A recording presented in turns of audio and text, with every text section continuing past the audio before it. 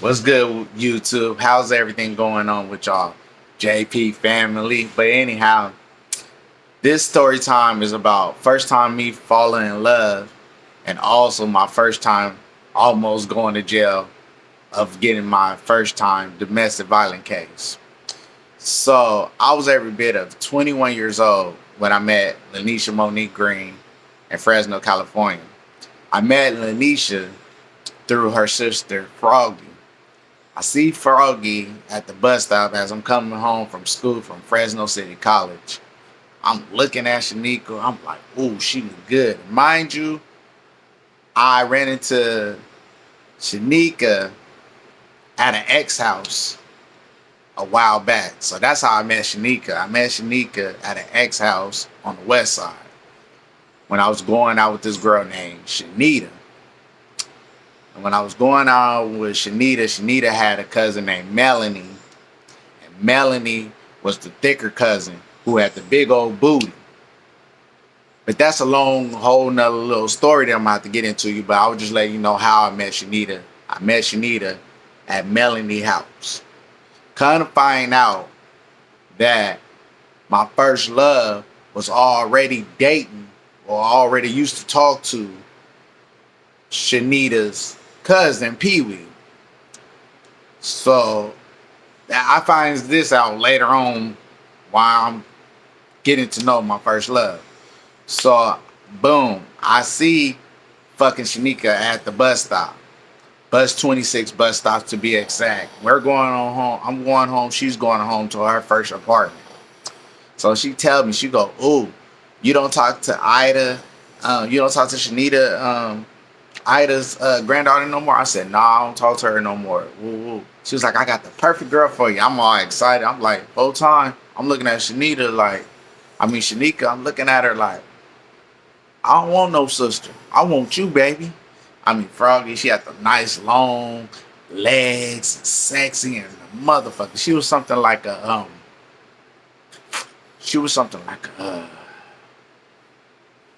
man camel or something. She was real chocolate, the juicy lip, banging body and everything. I was on her like white on rice.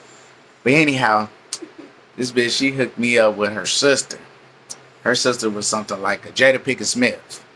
Nice short body, red hair. Just, ooh, sexy in a motherfucker. Now, how I knew we was a match in heaven? How better could it be to be with somebody? Anybody that know anything about an SSI check, how can it be better to be with somebody? You get an SSI check and she get an SSI check. Ooh, toxic and spicy. Oh, I'm an Aries and Lanisha is a motherfucking Aquarius. Woo-hoo-hoo. Boy, them two together. Woo. Water and fire. One will put a fire out, one will burn your house down. Put that shit together. What's water and fire? Boiling water. But anyhow, so Shanika, she hooks me up with her sister. She give me the phone number. I calls her up. They invite me to go over to the wineries. My favorite apartment complex. I've been around these apartments for a long time, but I ain't staying in this neighborhood no more. So I come over here, and mind y'all, I was going a couple years later, because the first time I was, taking down that cougar bitch in my other video that I was telling y'all about, the 38-year-old, my fucking best friend mom. So I was just coming from taking her down from one long time ago, and no more other time taking her down no more.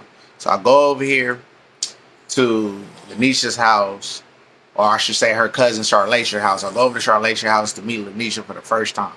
So I meet Lanisha, and this time crump dance is going on. So it's me, the super freaks, they in the wineries, they battling niggas. One of my friends wanted me to dance, and I ain't no dancer. Lord knows, anybody know me, I can't dance for shit. I damn near could barely two-step. And you can't dance if your ass can't two-step right. Only thing I could do, I was good at air humping and hanging on the wall, if you know what I mean. But anyhow, so it's like a Friday night. I go to the wineries. We over there. We crump dancing. Lanisha out there watching me. crump dance. And in the middle of the crump dance, I'm battling, nigga. I'm doing this. I'm bucking. I'm popping the chest. I'm doing everything. I'm getting trained to do all this shit. And, I wind up winning my first, like, 2 battles, against a couple of super freaky niggas. So I wasn't tripping. I was just happy that I got my battle and I bucked on the nigga one time. And my girl, my little boo thing that was hollering at me, she was right there watching the nigga, googling eyes and shit. So she comes out with this little two-top with this little, I don't know, apple bottom pants. I mean, but they were short. There was pants, but she cut them into shorts. You know how you cut this little pants off, legs off? Boy, she had the nice little curvy booty. Ooh, a nice little rose tattoo on the back. So we sit in there, we talking to her, and I'm getting to know her. I'm letting her know that I just finished high school not too long ago. I just got into college, going to school. I live with my mom. Well, at this time, I stayed with my sister online. And then I stay by the fairgrounds. I have no kids. I'm every bit of 21 years old. And I'm just telling my life story. I'm telling her who my brothers them is, yada, yada, yada. She didn't already ran across my brother because, like, her auntie, who was a crackhead, used to suck my brother's dick.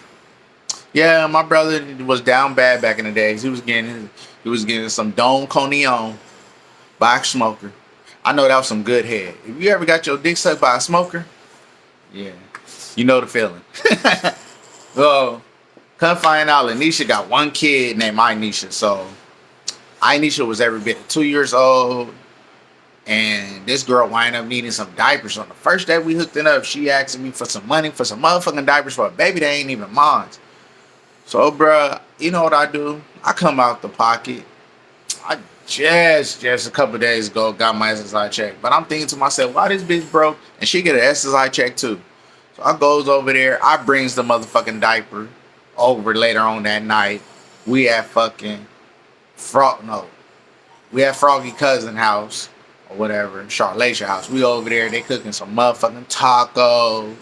Them tacos be smacking. We over there. She had a couple little super freak punk ass niggas over there. I was jealous in the motherfucker. I'm like, all these niggas over here and I can't spend a night. but anyhow, we over there. I brung the diapers. They was like, oh, you so sweet. And this time bootleg movies was booming. Nigga, they had so many bootleg movies. So we all in there. It's me, this one nigga named Day Day, and this big buff nigga from the Super Freaks. I forgot that nigga name. But anyhow, we in there watching fucking porn, y'all. We in there watching porn. These bitches, they perfect romantic night of bunch of grown motherfuckers who just got out of high school watching porn.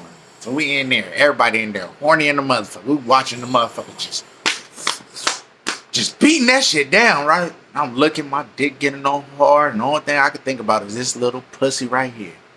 Boy, so I did the little first time little stepdaddy thing, bought the little baby some diapers, then went to the store, bought some drink, bought some candy, and all that, so we could go back to the house and finish watching the porn. So we sitting there watching porn, drinking wine coolers and shit, getting drunk, yada yada yada. So Shanika, she kicks everybody out. She go, boom, boom, you go, you go, you go. All the super freak niggas leave, and it's just me, Lanisha, Day Day, and her. We was over there. Day Day in the room, taking down from Shanika. I'm in the room, 50 take down Lanisha. Taking her down. We laying there. Her baby finally fall asleep. I was like, oh God, thank God.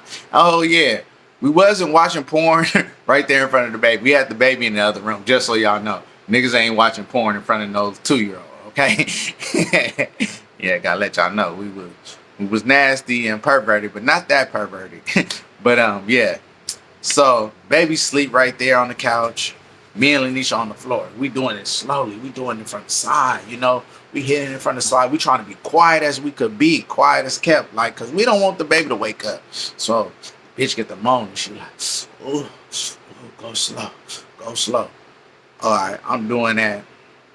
The next day come, we done fucking or whatever. Next day come, tell me why these bitches didn't have no soap. Niggas in there washing their ass with dish liquid soap, y'all. Dish with liquid soap. So these motherfuckers, somebody washed their pussy with the dish liquor soap and like rubbed the dish liquor soap inside they they vagina hole.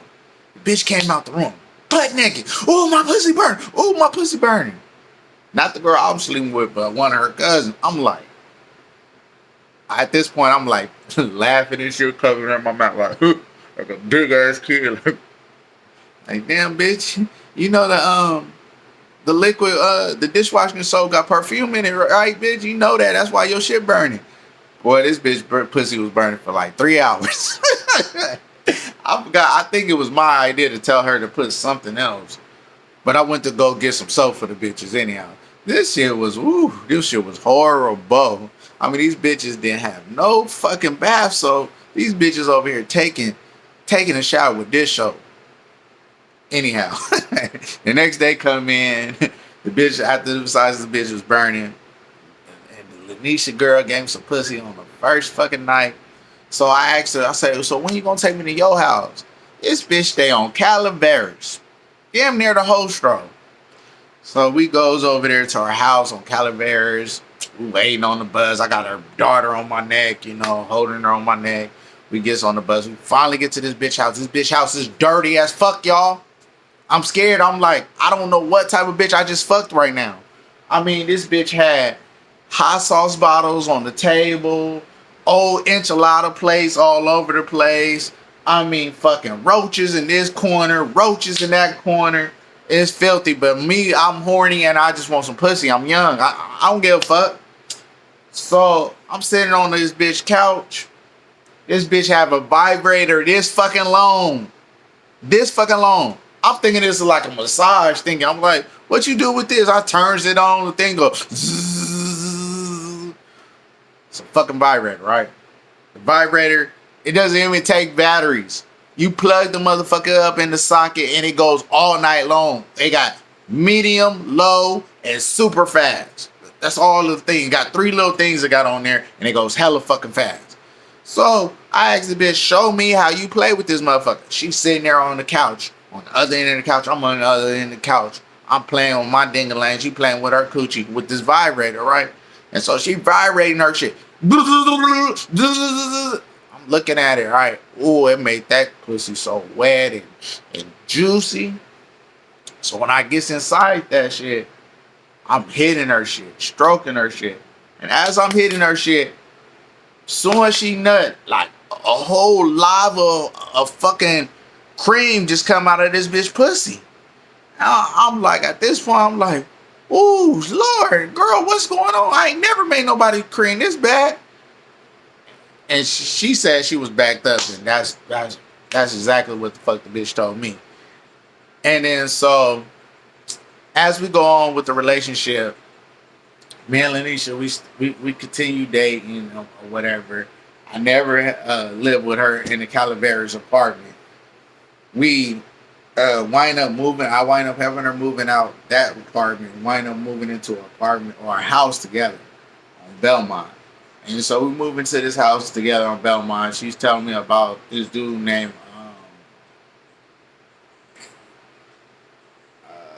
I forgot the dude name, but anyhow, the dude was her ex. He wind up getting shot and killed. And so one day, the girl, his name was Ray. And the girl was in the room after we was done making love. She was in the room, like, surrounded by candles and stuff. So she had candles in a circle, and she had this, like, obituary in the middle of the candles. And she was, praying to the candles, praying to the obituary, wishing and hoping about the nigga. And I'm thinking at this point, she don't want to be with me. She want to be with this nigga. Like, I was just a rebound type of nigga. Like, some nigga that she just got with right after her dude had just died.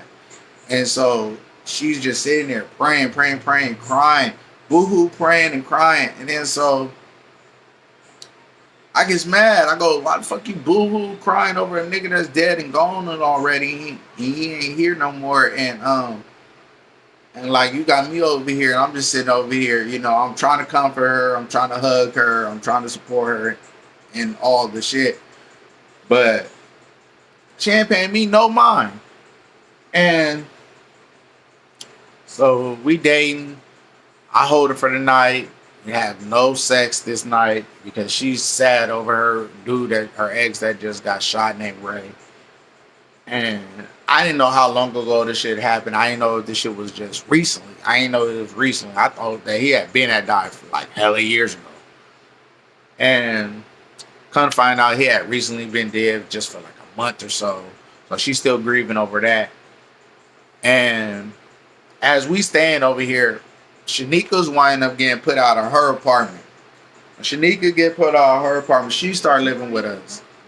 So she living with us, and all Nisha's sisters come over. They over here just twerking their ass up, parlaying every day, drinking and dancing, twerking all day. And me, Shaniqua, and I guess Pee Wee brother's girlfriend, we go to school together. We all going to school together. And they telling them the reason why they don't like me is because I was trying to fuck with Shanita and Melanie at the same time. And that was my first time just having like a situation like that. Didn't know how to deal with it. So that's why I left Shanita and Melanie alone, because I didn't really know who to pick to be with. And so I guess I finds out about one night, somebody's birthday come. Lanisha goes spend the night at her sister's house. And this is like, we already been dating for like 5 months now down the line. We've been dating for a minute now. And she goes to somebody's birthday. And she cheats on me with a nigga that's from Super Freaks. She cheats on me. She didn't come home for nothing in the world. I went over there, nigga, drunk as fuck. I had on 2 different pair of shoes. I catch the bus. I go over there. I cuss the bitch out. I'm throwing phones against the walls and shit. And at this time, we finally, this is my second time catching the broad, cheating on me with some nigga. And we at her auntie house. So we at her auntie house. I catch her texting this nigga like just right there in front of my face. Hella disrespectful. So this time I grab her phone. She pays like $300 for this nice little slide BlackBerry phone. And instead of me just taking the phone and just hiding it for a couple days or breaking it, nigga, I told this bitch, shut the fuck up and you don't ever cheat on me like this again. That's I'm gonna sizzle your shit. So I take the bitch phone, I put the owl on super high, turns the owl on. I said, bitch, say I won't burn your shit right now. I'll sizzle your shit right now on this owl. She said, you won't. And I set that phone right there on that fucking owl and just sizzle. All you hear was cell phone just blew up and popped. Right then and there, it had all kinds of the little owl shit all up on the bitch phone. I wasn't playing with this bitch. 2 minutes after that, this bitch came with the kitchen knife about this long, straight to my neck. I'm like, oh Lord, y'all get her. And they go in there and they grab the bitch, take the knife from her. What happened? I called her texting a nigga in front of me. So I sizzled that bitch phone on the owl like it was a pot of noodles or something. And that bitch wasn't having that because she just paid for the phone a couple days ago. I said, bitch, I'm not the one to be played with. And that's when the domestic violence right there started. It happened right there for cheating and shit. And so one day, me and my mama apartments, we stayed in Villa Roses. We stayed with my mama because at the time we stayed on Olive and Cedar. We stayed in one apartment that had so many rats and so many shit. And her cousin Keisha used to crush on me. I walk out with my boxers, the bitch trying to look up beside between my boxers, shorts, and all kinds of shit. And me and Lanisha, we used to always buy these little porn and try to fuck like from sun up to sundown. And so we didn't want to stay there no more, so we wind up moving with my mama. And the day we moved into my mama, the bitch got like disrespectful with me, like just mad out of nowhere. I forgot what, but she wanted to get disrespectful, and she was the first bitch I ever hit because she told me that she didn't want to be with no punk nigga. She told me that I was soft and I was too scary, da da da da. And way before I even sizzled the phone, she's the one that pumped me up into my head that she wasn't gonna fuck with me unless I stand up for myself. So previously, from me standing up for myself, I start cussing her out. That shit didn't work. Then I started doing shit like sizzling her phone, breaking the phone against walls and all kinds of shit. By this time, I done broke about 50 phones. You could just say it like that, all from Cricket. Cricket probably like know me well and hate me too. To this day, I owe their ass some money. But anyhow, long story short, the first time I ever put my hands on her was at our house on Belmont. We wound up having a house on at my mama's house on Villa Rosa. Take that back. So my mama house, we had my mama house at Villa Rosa. My mama go shopping somewhere, and when my mama come home, I had already slapped Lanisha in the fucking nose and the lip, busted all her shit. I didn't mean to do it, but the bitch just kept on talking that shit. I guess she was getting jealous of me kicking it with my friend, and at this time, I think I was cheating on her with a bitch from like one of them jobs, like taking care of old people. One of them type of jobs, right? Nursing home. Yeah, nursing home.